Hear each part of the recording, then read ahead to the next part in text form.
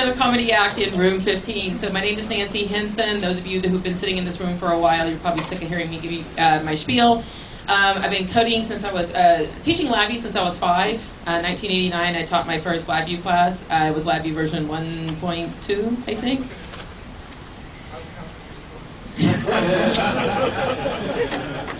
So anyhow, on that note, the reason I'm here is to welcome our presenters and welcome you guys. It is because of the LabVIEW champions. If you're a LabVIEW champion, raise your hand. We got somebody videoing in the back. You guys are the ones that made these 3 rooms of amazing software engineering and architecture happen, so thank you.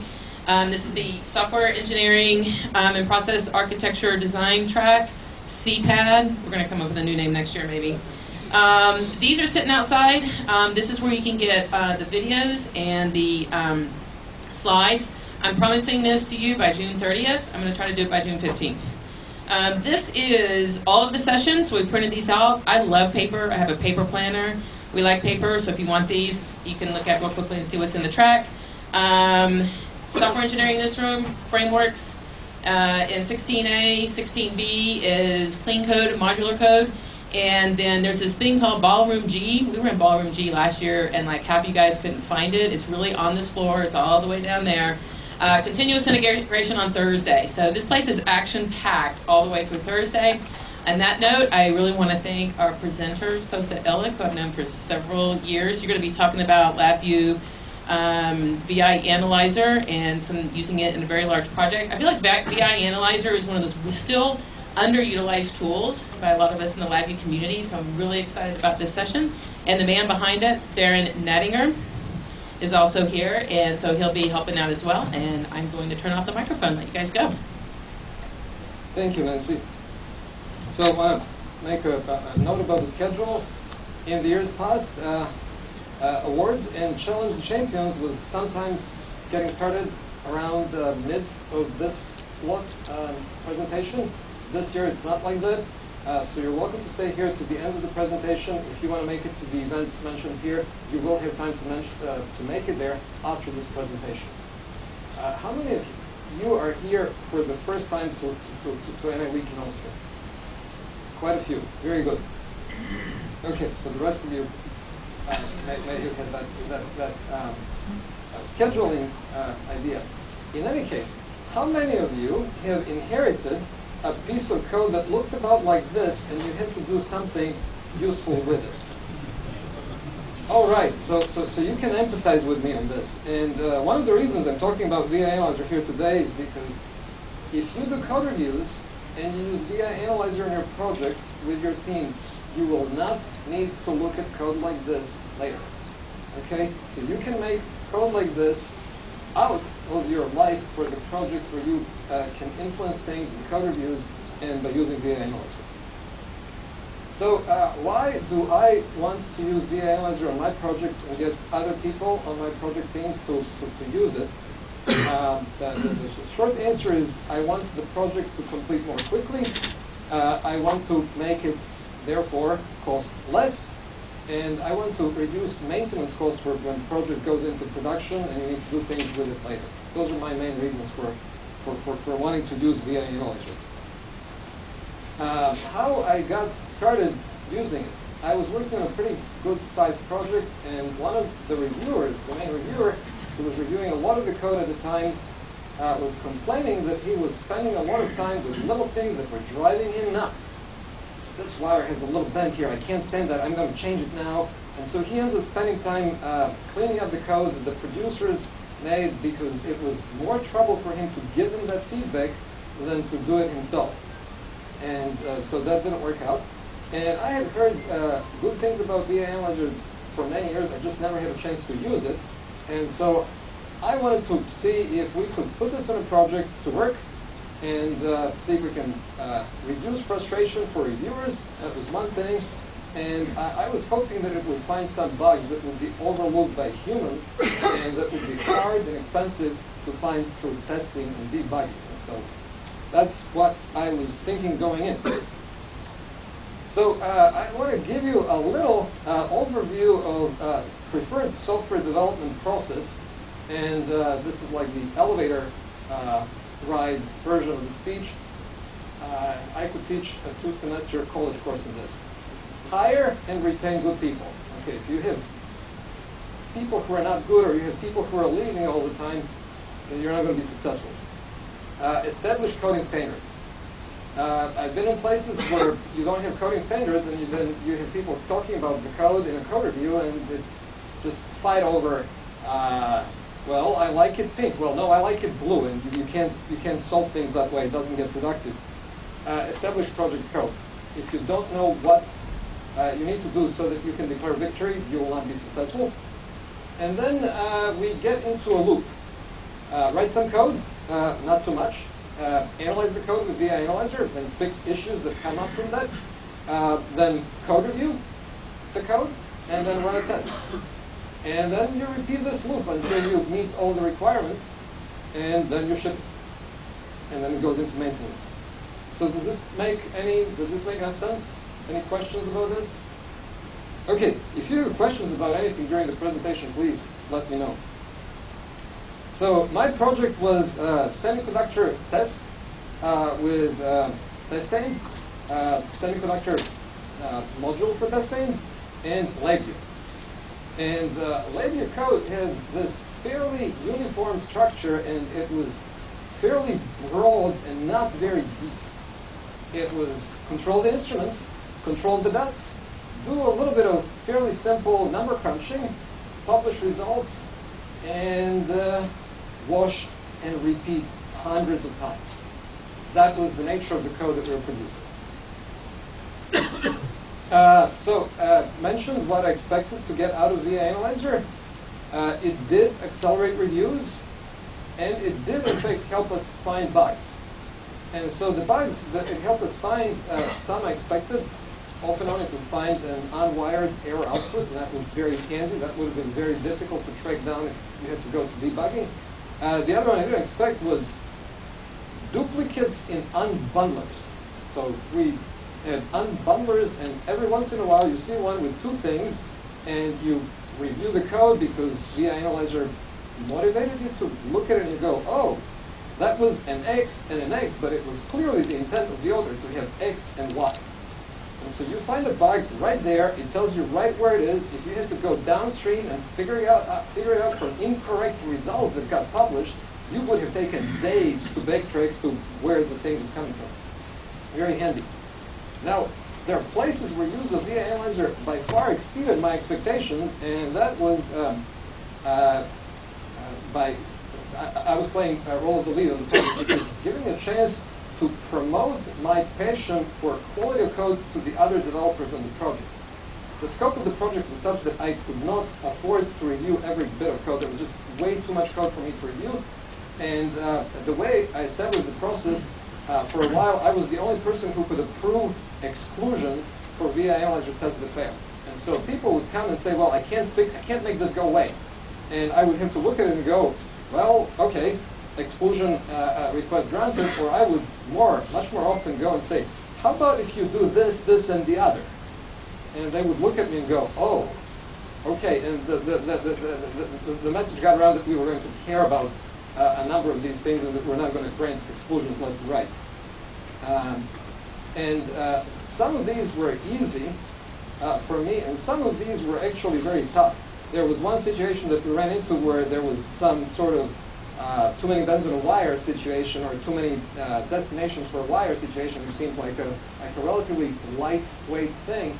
But it ended up that the issue was that there was a lot of duplicated code that should have been packaged as subvias, but wasn't. And so my feedback was, okay, to fix that test, you need to make a structural change to the code, introduce a level of abstraction that was previously absent, and write some subvias instead of having all this flat code in one place, and you will address it better that way. And we ended up creating a very useful set of subvias for our project following that method, and we were then able to use them in other places, and it was really very successful. So one thing that I thought about was when you use VI Analyzer, okay, I wanted to have a configuration file so that everybody runs the same set of tests. I didn't want to have all the tests running, and then I wanted to tweak certain settings away from default. So it was important for me to have everybody on the team use the same configuration file. when you go through the regular set of clicks to select the configuration file, it takes a while. And what we did was create a handful of quick launch items that are analyze all VIs, analyze checked out VIs, analyze this VI, and select the configuration file. So if you're working on a project and you select the configuration file, you can run the other three things all day long for weeks on end, and they will all be relying on the same configuration file, and you just do one right click and go. We implemented analyze checked out VIs by we being Piotr. Analyze checked out VIs, our source code control tool relies on files being writable on disk only when they're checked out. And the middle option was handy because if you are working on 5 VIs, this gives you a quick way to get those 5 VIs analyzed, and your project may have 2,000. And so it takes quite a bit less time to analyze 5 than 2,000. 2,000 took about 20 minutes to analyze, and so that was a bit of a barrier. So we wanted to lower the barrier by introducing this set of quick launch tools, and they're published on VI Analyzer forum on NIWeek.com. So I mentioned the importance of selection and configuration of tests. These are the tests in general that we ended up selecting and configuring. You will notice the documentation is not selected because my project did not require that spelling be correct and such, and I didn't want to spend time on that at all. Test and semiconductor module had one test that was installed with it that we had our own version of, and so we didn't want to use that version. VI metrics were not really all checked out. And I will go through the selection and configuration of tests in a little bit in the presentation, and I will also cover some of the tests that we improved and some that we introduced in LabVIEW 2018 in good part based on our use of VI Analyzer in our project. So when I started using VI Analyzer, I went with default configuration and just threw a bunch of things out, and that was not the best way to go. And I learned over time that a better way to choose your configuration is to work with your team, either the entirety of the team, or if you have a larger team, then work with key people who will be passionate about code quality and coding guidelines to select and configure the tests that you will use. And so you can come up with a draft and have that draft reviewed by the team so that you get buy-in and so that things that you may overlook get included in the configuration. And then the other thing is this is a learn-as-you-go type situation. And we have found over the course of the project that certain configurations work better than others. And I was delighted at one point in the project where one of the people that I worked with said, why do we have that test configured like so and not much more stringently? And he was motivated by a 2-week ordeal that another developer went through trying to debug something that he said, well, we could have used VI Analyzer to detect this particular situation. And the situation was that we had an enum representing hardware register addresses, and we had a conversion VI that was converting from that enum to a number that was the physical address in the register set. And somehow, somewhere along the way, that VI was getting called twice on the same piece of data.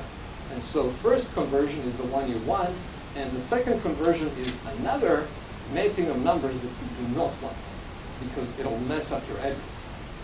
And so the feedback was, how about we go with zero tolerance for coercion belts? And I was just amazed at that point, like, that seems really stringent. Let's see if we can do this. And I reconfigured the test and gave it a go, and like, okay, all we need to do is get rid of 100 coercion belts, and we can have this policy. That's great. Let's do it. So anyway, these are my notes about that. Okay, there is a thing called exclusions, and exclusions are situations when you want to run a test on your project in general, except that you don't want to apply to this situation or that situation or the other, or this VI or this collection of VIs in this one directory.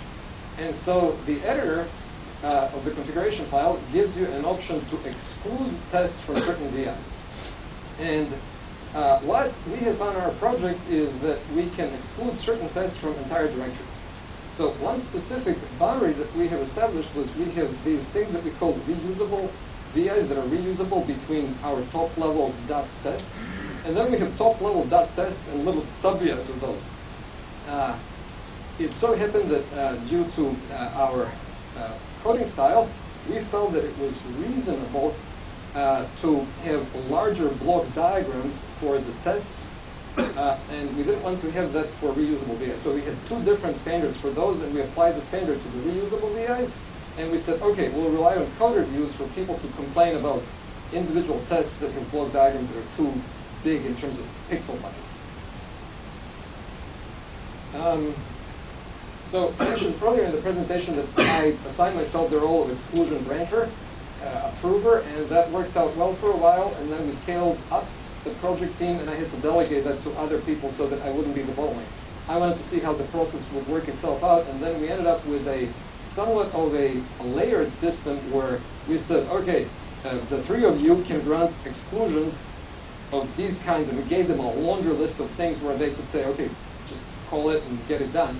And please let me know if there is anything else that we need to look at, because it's learn as you go process. You see novel things, and you see the same thing 10 times. It's fine to relax who gets the approval for that, because you understand the concept. But if you see something novel, you want to have maybe broader discussion about it before you run an exclusion. Okay, now I will go through tests that are new, or tests where I thought the configuration was interesting, and such. And the pictures were taken in LabVIEW 2016, but the story I'm telling is about LabVIEW 2018, because my team ran an unplanned and in-depth and very involved beta program of VI Analyzer 2018 using LabVIEW 2016. So don't try this at home. So one test that we had was for coercion dots, and I mentioned that one earlier. And on the top there is block diagram and single wire. Our zero tolerance for coercion dots is implemented with this specific configuration. We don't check block diagram in totality, because every single wire will have zero. So it would be redundant to check both. And the reason why single wire is so much better than the block diagram is when you get the report, it's attached to the wire, and you double click on it, and it takes you to that wire, and you can find the coercion dot. If you went the other way around, which is what I did to begin with, it takes you to the block diagram, and if you have a lot of code on it, well, good luck finding the coercion dot. I was so disturbed by this.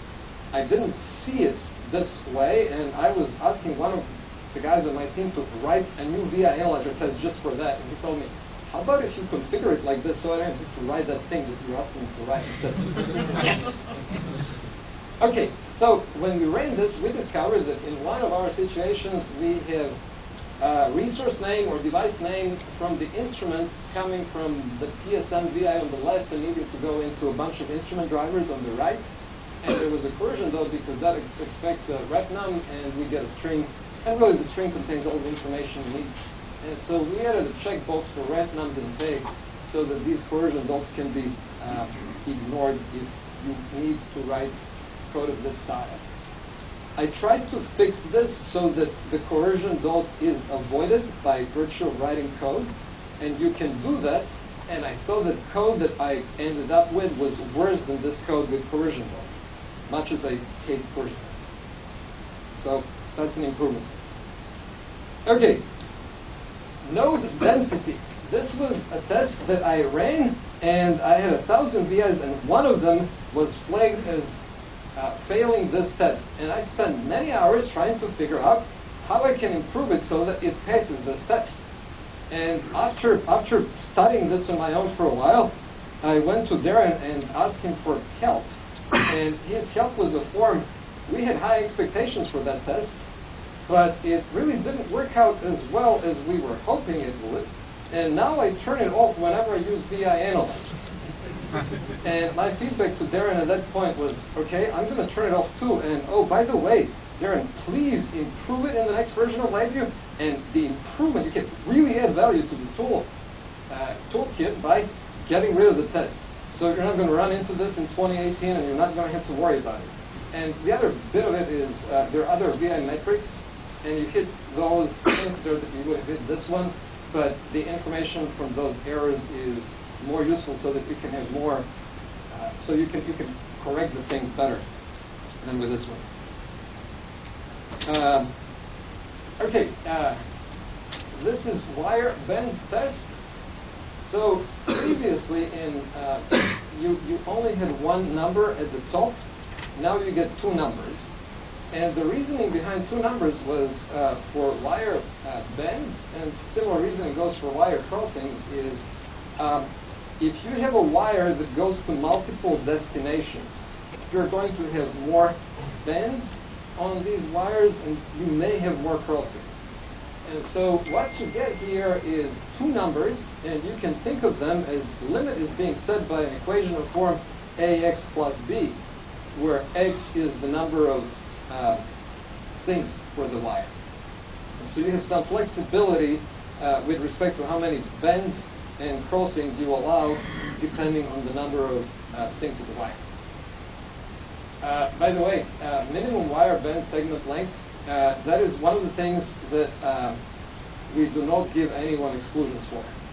For the number of bends, we do give exclusions, but minimum wire bends, no. Zero tolerance for those, because that drives people nuts. Okay, I covered this pretty much in the previous one. Okay, for this one here, error cluster wired, this is about error output cluster, and this is an extremely useful test. Darren made an improvement here in the format into string function. Now ignore the error output from that is ignored as long as your format string is constant on the block diagram.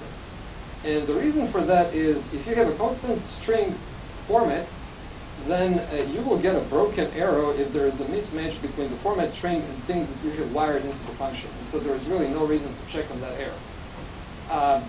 Configuration of this test, if you do it my way, you will put everything, you will check every single box inside that big ignore box, because I want every single thing to be looked into. And if you're Darren, you will uncheck everything in this test. So philosophies on this theory. Okay, here we go. We have a quiz.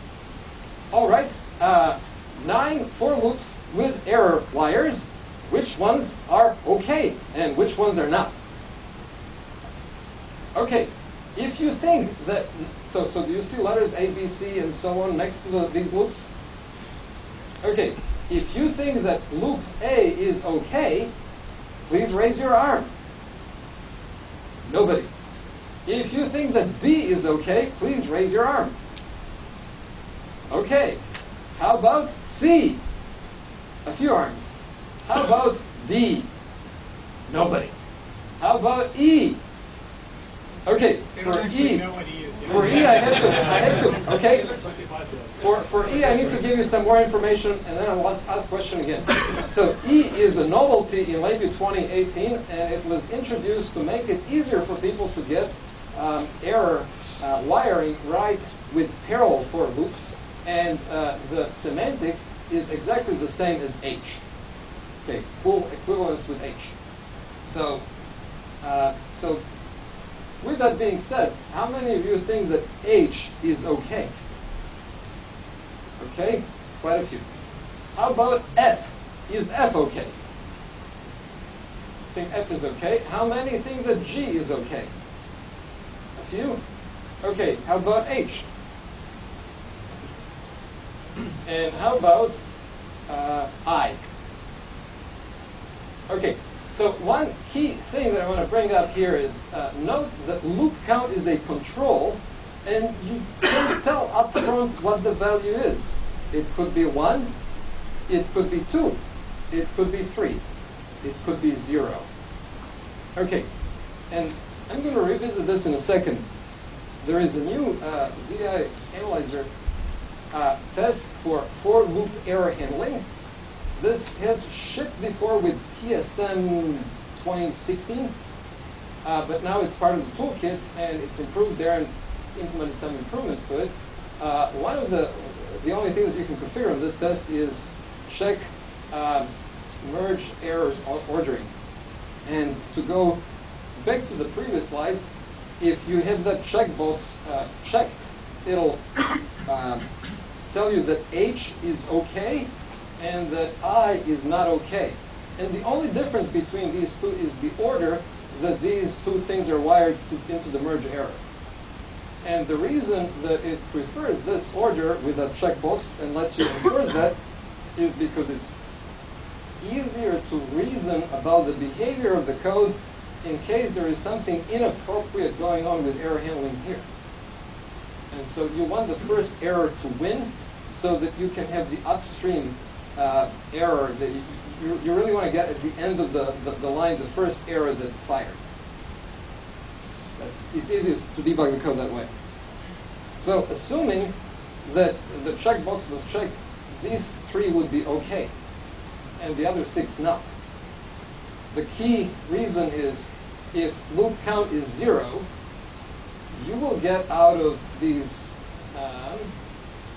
other 5 on top, except for I, you will get the default for the data type. And that would be no error for a single one or an empty array for an array of error clusters.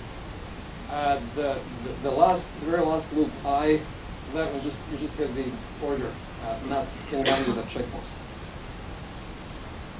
Okay, so speaking of error handling, I will make a plug for Darren's presentation number 3 for this NIWeek, which takes place on Thursday at 3 in room 19B. It's going to be great, you guys. Stick around till the end. I know it's the graveyard shift of NIWeek, but it'll be worth it. There you go. Visit yet another Darren presentation. Okay. Type def cluster constants. How many of you have inherited code where people make these new clusters and they set control type to control because that's the default that you get with LabVIEW? And then you have to go and chase them down through a bunch of VIs because you want to add something to the cluster and it's not a type def, and then you have to go and chase and you hold your head in your hands and then you make these loud, inappropriate noises. Well, this test is to make people not do that. And, oh no, I made a mistake. That part comes later. So, type def cluster constants. Sorry, made a mistake. There was a time when LabVIEW was not handling properly constants with type defs, and something changed about them. And it was considered a bug at the time, and it was remedied in maybe 2015 or 13 or somewhere there. And so after my node density experience, I didn't take a whole lot of time on this before going to Darren and saying, oh, and by the way, since we fixed this bug, can you get rid of the test so I don't have to think about it? And he said yes. That must be part of the CLD. Had to do it like that, but it was considered good style. So you actually do both. Yeah, so the specific bug is that, you guys know how, if, like in present LabVIEW, if you edit an enum in like a certain way, like maybe you delete an item out of it or you rename an item, sometimes LabVIEW will gray that thing out and you'll have to right-click on it and approve the change. When we added it, I'm sure that annoys you sometimes, but that feature actually fixes a bug where LabVIEW would guess what you wanted to do value. And a lot of times when that guess is wrong, that's really catastrophic. So we don't guess anymore. We tell you. If we can't figure it out, we'll break in your VI and you tell us what it is.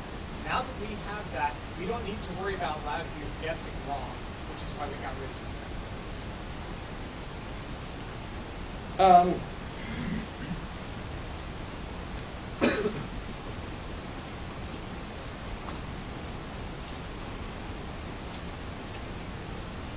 Okay, I'm skipping because I started going down this path and I want to wrap it up. Okay, I was telling you about this annoyance with the control data type. So I found myself needing to rework some code because somebody checked in a control of control type. And on reflection, I realized that I know exactly one person who has a legitimate reason to make controls that are not type defs, and that person works in LabVIEW R&D and makes new controls for us. And so this test allows you to select either type def or strict type def, or either of the two as the type of control, and it will not let you make any controls that are control type set to control. So one of my favorite tests, because it deals with one of the less favorite of my LabVIEW features. And when Darren saw me put this test together, his reaction was a form, I think we need to change LabVIEW. And so there is a new feature in LabVIEW 2018 that addresses this in a more upfront way than the VI analyzer test. Yeah, so if you right-click in the project in LabVIEW 2018, like under My Computer or folder or whatever, and you do the new pull right, and you'll see new like VI and new stuff like that. You used to see new control, and you would pick that, and a .ctl will be created for you of type control, which Kosta has effectively established. So now, in LabVIEW 2018, when you right-click and do new in the project, you see type definition. And when you pick it, you get a CTL that's already set to type def.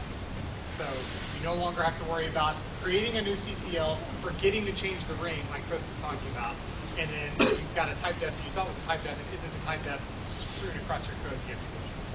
So that's the new feature in 2018 that we added specifically from Kosta's feedback on this. And I think that we were here before I took the versionary tour. Okay, this is payload size and position. If you're working solo and you need to have your code work on your computer, you may not care a whole lot about this. I was working with a team, and a number of people on the team had laptops with smaller pixel budget than mine. And we also had some big testers with huge screens, and we had to agree as a team on what we wanted to have as our pixel budget. And for a whole bunch of VIs for both payload and block diagram, we went with this budget because it corresponded to what people with relatively small laptops had, and we wanted to accommodate them. We then had a different set of rules for the individual tests. We said we were relaxing this. Yes? Can you also set like which monitor the VI is saved on?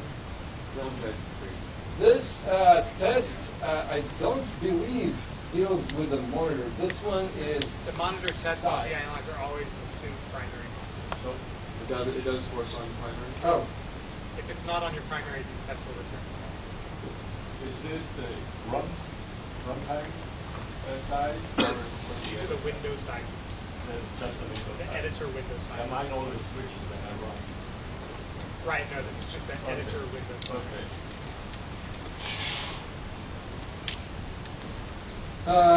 Okay, this is sub-VIs and type def locations test.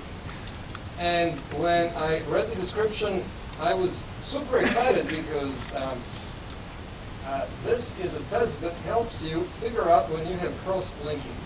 How many of you have run into cross-linking nightmares? Okay, this is an anti-cross-linking test. I wanted to talk Darren into renaming this the anti-cross-linking test, and he said, no, we can't change the name of the test. And I was like, okay. And then I got really totally unexcited when I ran it and discovered that a bunch of my VIs have calls to VI lib or instr lib or user lib, and I had to do something special to make it work. So what we added in 2018 is a checkbox that lets you exclude dependencies on those things that are installed in LabVIEW and in LabVIEW directory structure in VI lib, instr lib, or user lib, and so the test becomes easier to use and more useful that way. It's one of my favorite tests, actually, because cross-linking is nasty and hard to track down after the fact. So this is, let's see, connected pane terminals.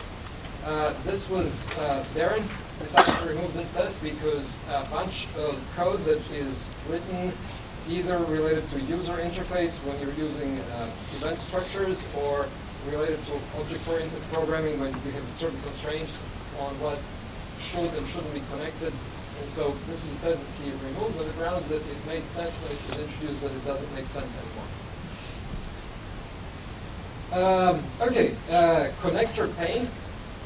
So this is a test that I am going with non-default selection on. I'm going with a 5335 connector pane, and this is something that you need to sort out with respect to what style you want to use. In retrospect to my project, we really need only 2 connector pane patterns. This is one. The other one is 1 and 1. I mentioned the enum to number conversion. We have quite a few functions like that. If I were to start a project like this in the future, I would invent a directory for conversion functions where you are allowed to have 1 and 1 connector pane on terminals, and I would just exclude that from this test and be done. I didn't do that before, and now we have one-off exclusions for those types of conversion functions. But need to sort this out. If you go with the default on this, you will be allowed to use both 5335 and 4224 connector panes, and you will get wires with little kinks when you connect those things that will drive you nuts. So default value was changed for error input wired to K structure selector on error style test. This was a discovery that Darren made a while ago, that you really don't need to have a error case structure around every block diagram that you have with an error flowing in, because eventually error will trickle down into some primitives that already have it, and there is really no reason to have that extra piece of code that takes time to execute for the no error case, and it doesn't matter all that much most of the time if you don't have it. So the default got changed in line with the new philosophy there. So that was a bit of change in coding guidelines that was implied with that changed default choice. Did we also get new dynamic on-to-out case stuff? Because I always start with removing the error case and then start my code. So what's the question? Now, because of this test, and also philosophy that we don't need the error case all the time, because figures as a decision should be out of the code. I tend to make the instruction random and remove the error case. So it's continuous. Yeah, so what he's referring to is like whenever you make new class accessors or methods, static methods, dynamic methods, those always have an error case structure around the contents when you first create them, and you always have to remove it. Yeah.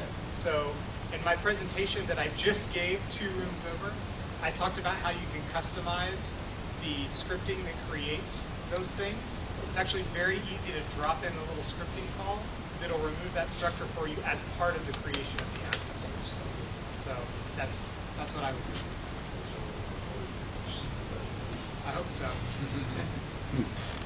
And hopefully a recording of it will be made available to you later. Okay, this is terminal connection type test, and the default values for this make sense for a bunch of people, but not for me. The only things that I got when I went with reference, which is one of the listed items here by default, is I found that it referred in my code to some reference voltage on a chip, and that was not useful because it certainly didn't belong in the upper left and right corners of the VI. I have something called TSM and I have something called context. Those 2 things need to go on the upper right and left corners, and that's how I went micromanaging the configuration of this test and one other test that is similar to it. So this is the terminal positions, that's the connection type. So required for the top 2, not recommended for error, and the 2 on top need to go to upper left and upper right. Let's see. Auto error handling enable. There is a test for this. There is no configuration for it. This will flag every single VI that is auto error handling enabled. And Darren, when Darren saw this test, we had a conversation of form, who hates auto error handling more between the two of us? And if you have seen his previous presentation, you may have figured out he won that competition.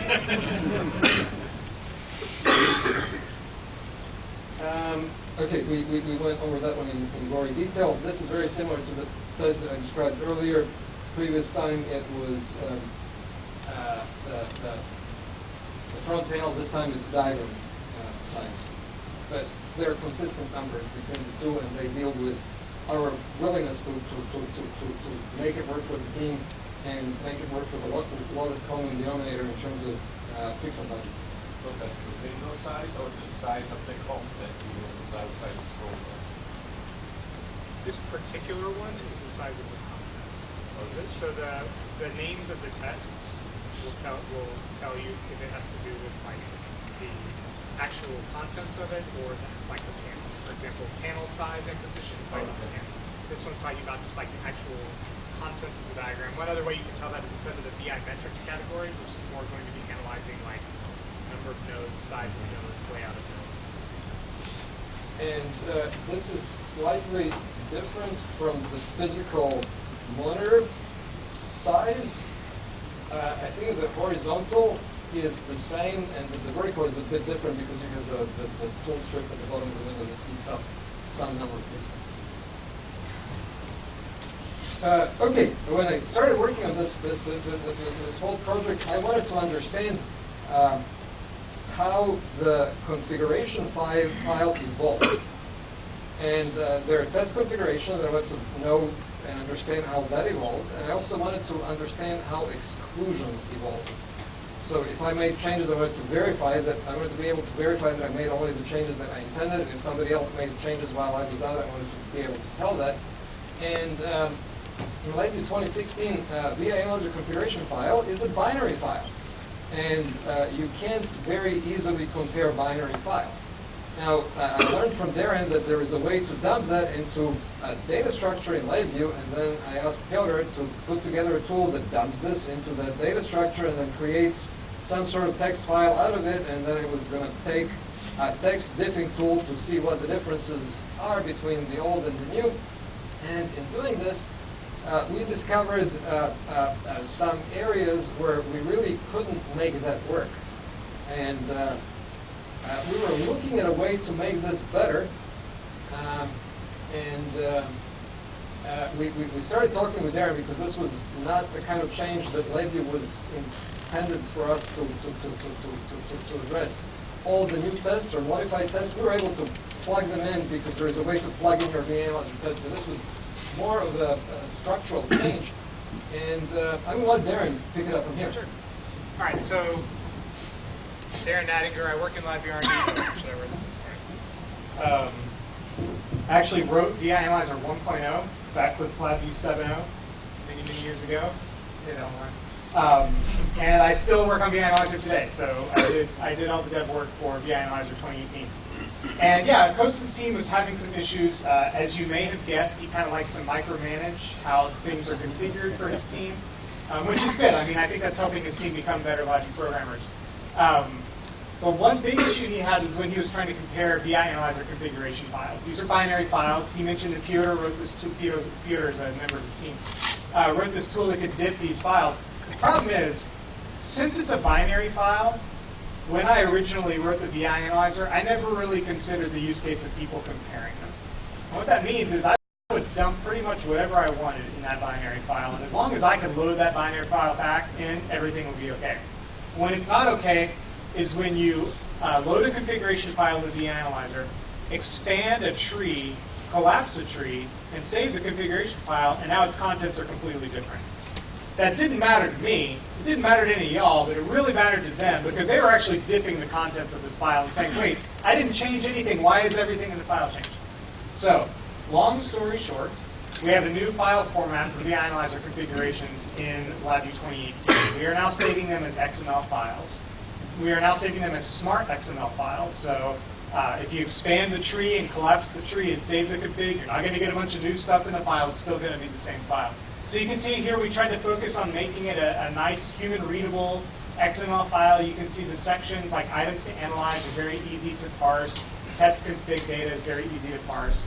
And when you actually get down to trying to diff things, it's very obvious what changed in the file. So we saved the configuration on the left. Then we changed several things in the UI of the VI Analyzer and then saved the configuration again. You can see we turned off a test. We changed several configuration options for the test, changed the maximum failures and the test ranking down here at the bottom.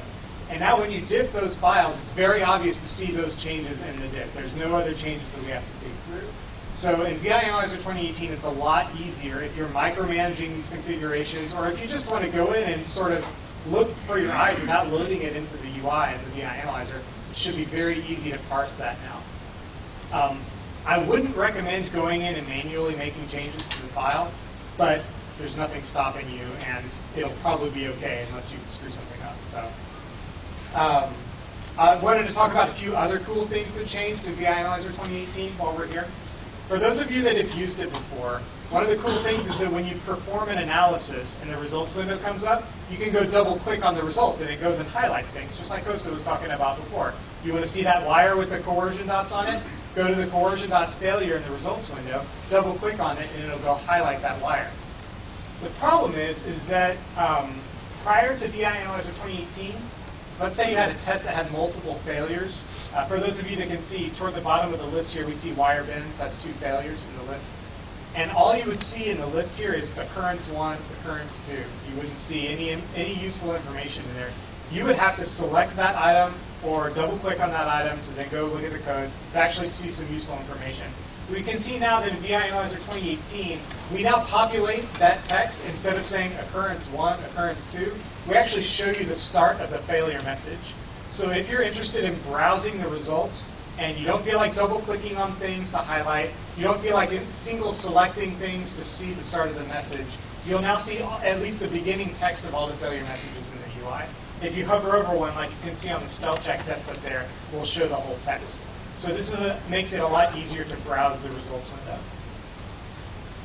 All right, and then here we have the most highly requested feature I've ever had for the VI Analyzer that I finally got a chance to add in LabVIEW 2018, and that is the ability to ignore individual objects for certain tests. So you can see on this diagram here, we have a very bendy wire. Kosta and his team would not like this wire. Now, if for whatever reason you decided, I don't want the wire bins test to fail on this wire, prior to VI Analyzer 2018, you had one option, and that was to turn off the entire wire bins test for this VI. That was your only option. And unfortunately, when you do that, that means that all other wires on that diagram that would fail the wire bins test, you're no longer going to hear about. Well, in VI Analyzer 2018, we now have the ability to ignore individual objects for individual tests. And we utilize bookmarks in order to do that. So you can see right there we have bookmarks that say VIA_ignore. That is a special magical term now in LabVIEW. And what that does is if there is an object and it has a bookmark attached to it with VIA_ignore, then any test name that is in that bookmark is going to be ignored just for that object. So we can see on this diagram here, VIA_ignore wire bins means that when the wire bins test runs on the VI Analyzer, it is going to ignore that wire. It will never return a failure for that wire. You can put multiple test names in that free label if you want to.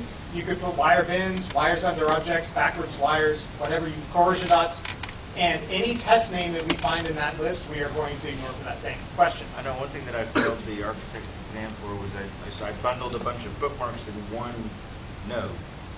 Okay. The requirements gateway wanted them all separate. Is that different, or can they all be in one node? So there's only one bookmark that we're looking at here, and that's VIA_ignore.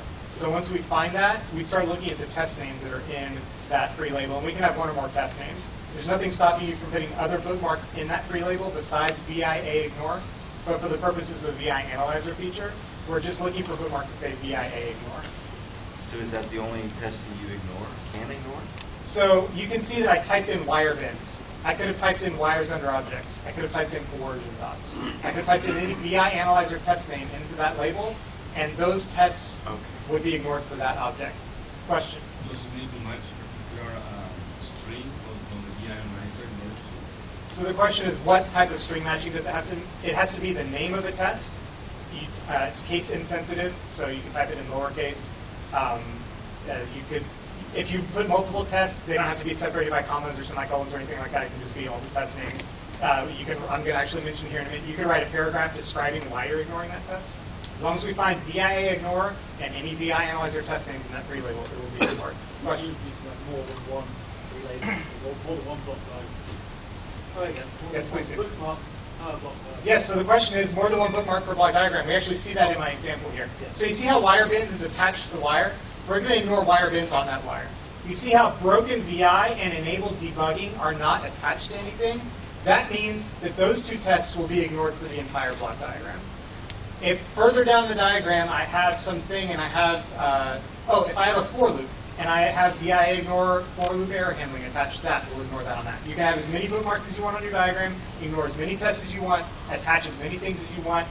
Unattached pre-labels mean that we ignore the entire test on the entire diagram. Christian. If I want to ignore a quarter sheet log, where do I point the arrow at? Hey, yeah, you guys asked me that question the other day too. Do you want to answer? So I mentioned two ways to configure that. You check the block diagram or you check the wire. If you go with my recommendation and check it on the wire, you would attach it to the wire. And the way that you know what to attach the comment to is you go to the report and you double click on that report and it will highlight something on the block diagram. That's what you need to point your comment to. So most of the time it's going to be pretty obvious what you attach to, but if it's something like that where you're like, wait, do I attach to the wire or do I attach to the thing the wire goes to? The easiest way is to run an analysis, double click on results, and whatever the thing is that gets highlighted, that's what you have to attach the comment Every time to. we non-zero fit, the static BI reference, strictly type BI reference, always has a version log. That's true. And there's no way So for that particular one, you probably want to use Kosta's new option in 2018 to ignore origin dots on references. Then you can just ignore them all the time. Good question. So do these bookmarks still show up in the bookmark manager? Yes, so these bookmarks will show up in the bookmark manager. You can collapse them all if you don't feel like digging through them. From my presentation 2 rooms over a little while ago, you could make a modification to the bookmark manager to not show these at all if you want to. The possibilities are endless, you guys. All right, so you notice the broken VI and enabled debugging one up there. That's a way to say for this test, for this VI, ignore these tests completely. Well, there's actually 2 ways to say ignore this test on this VI. One of them is those pre-labels I just showed you. Another one is a feature we've always had in the VI Analyzer, which is the ability to set exclusions, like Kosta was talking about, where you can say while you're configuring your analysis before you've even started, so for this VI, don't run this test. For this VI, don't run this test. You can set those granular options if you want to. So how do you decide when to use test exclusions and when to use VIA ignore bookmarks? And you can do whatever you want, but the process that has worked well for Kosta's team is that you only use exclusions when it's something you want to exclude on a directory-wide basis. Because you're in the VI Analyzer UI, you've added your folders you want to analyze and configured your test. That's a good place to say, well, for my folder of conversion VIs, for example, don't run these connector painting tests. For my folder of type defs, don't run this test, or whatever you want to do. And when it's a one-off thing, like for this exact VI, don't run this exact test, Kosta's team decided that's when the bookmarks make more sense. But again, you can follow whatever procedure you want. Is there some other keyword where you can type BI ignore all? So the question is there a way to say BIA ignore all? No. Or blank? No. In those cases, that's kind of something I think you would want to configure in the BI Analyzer itself. Question? And can you turn this ignore function on and off in the configuration? So the question is there a way to enable or disable the entire VIA ignore feature? The answer is no. That is how the VI Analyzer works. So you have to trust your team. Yes, or have your team have like a super micromanager like Kosta to make sure that people don't like abuse the rules. We've got some plans for ways to do some of that enforcing in later versions of the VI Analyzer.